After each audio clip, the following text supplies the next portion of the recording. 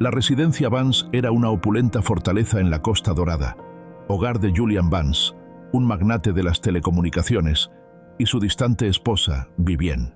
Su hijo de 10 años, Elias, vivía una existencia solitaria y programada, rodeado de lujos, pero carente de afecto.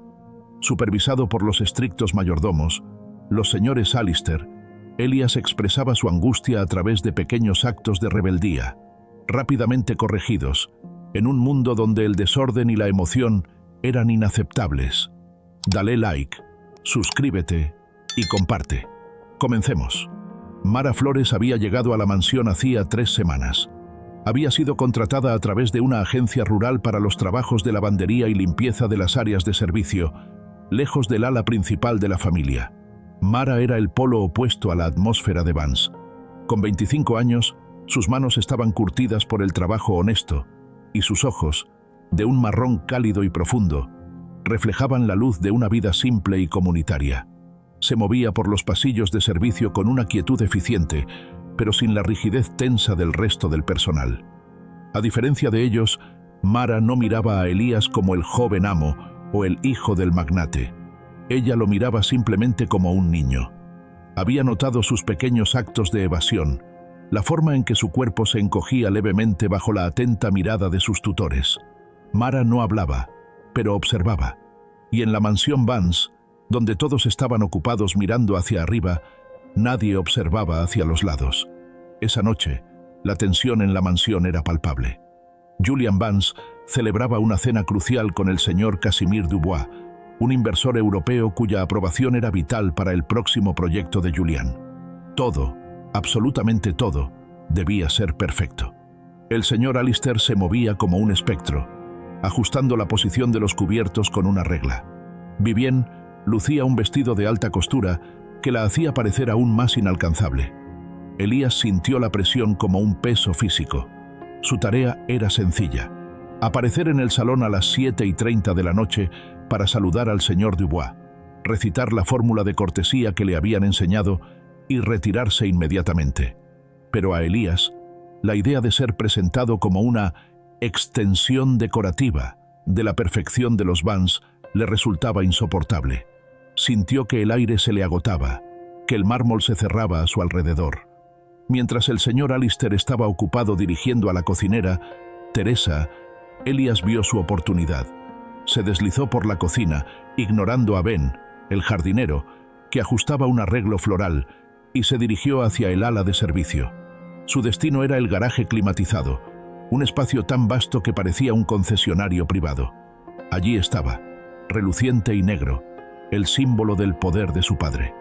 El Rolls-Royce Phantom de protección ejecutiva, conducido por Samuel, el jefe de seguridad y chofer. Elías, buscando escapar de la mansión, se escondió en el maletero del coche de su padre, un B12.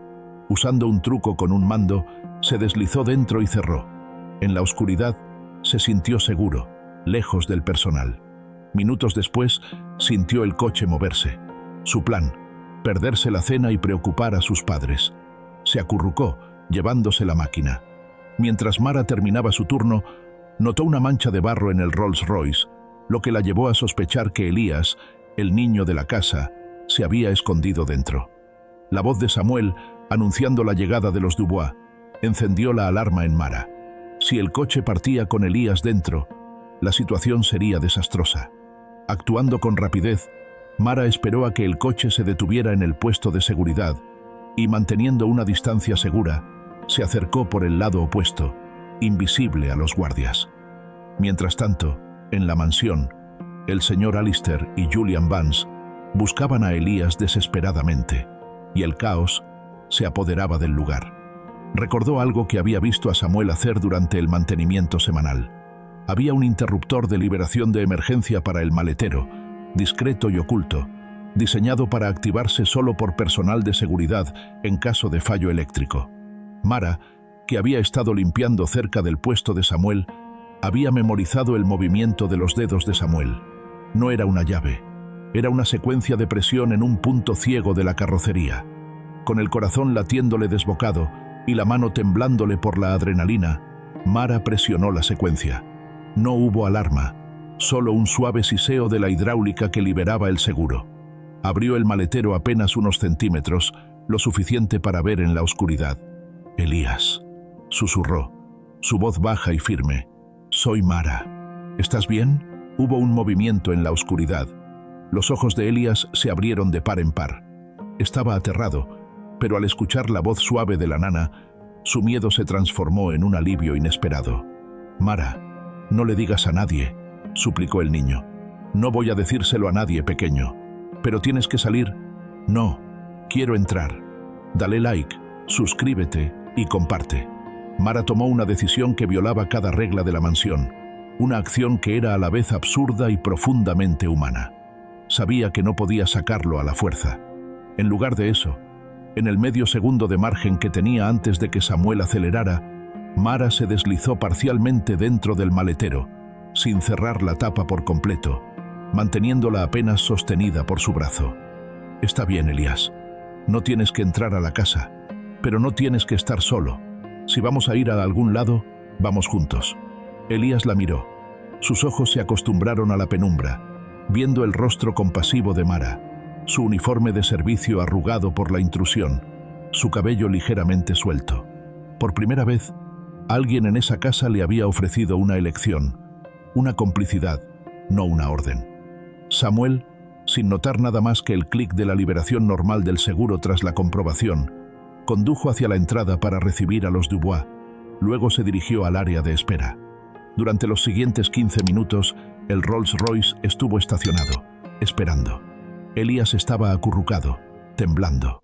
Mara estaba a su lado, incómodamente encajada entre las herramientas.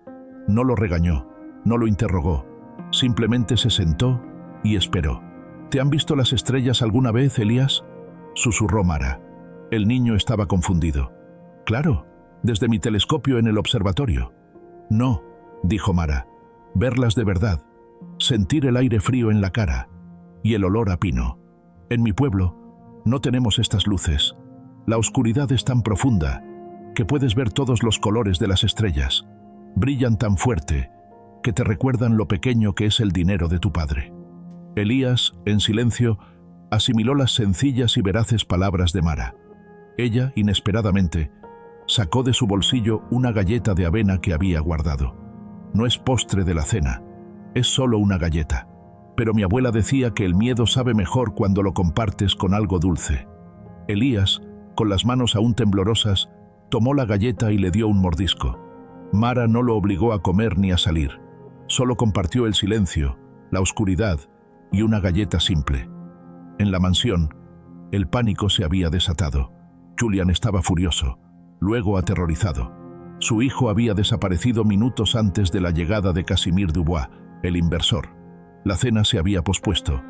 El señor Alister organizaba la búsqueda, gritando a Samuel por el intercomunicador.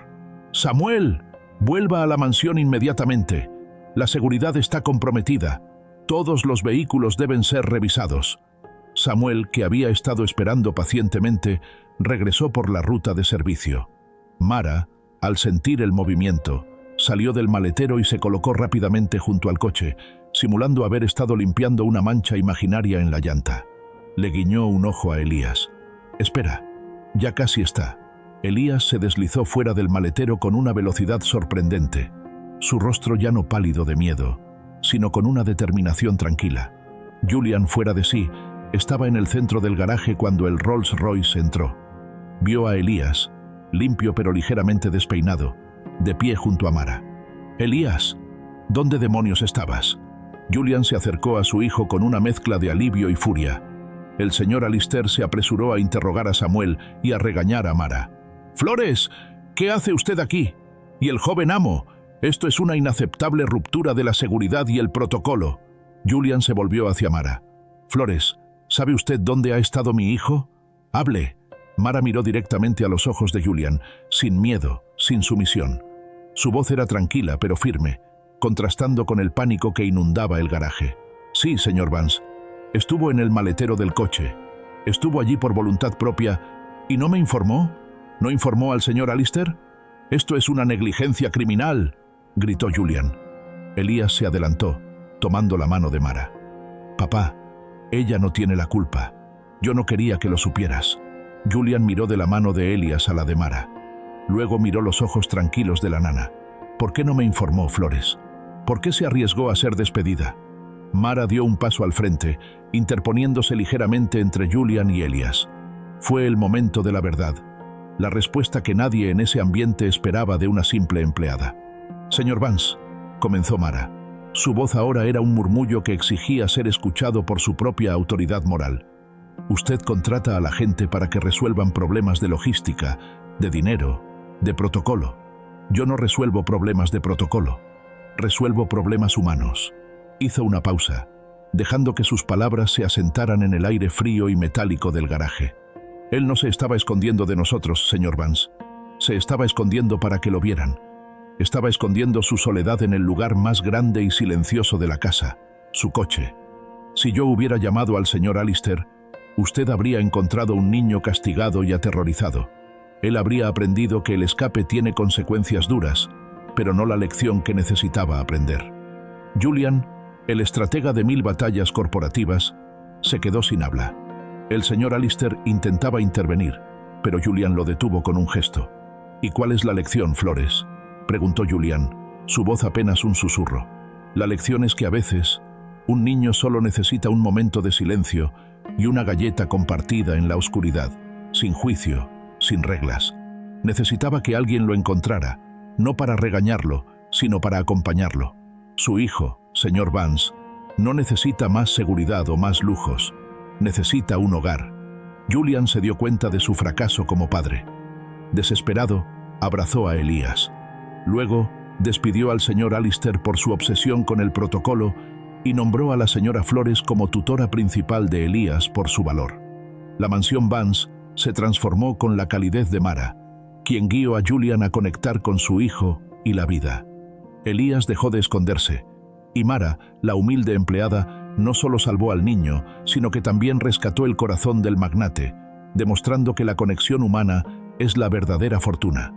Dale like, suscríbete y comparte. Hasta la próxima.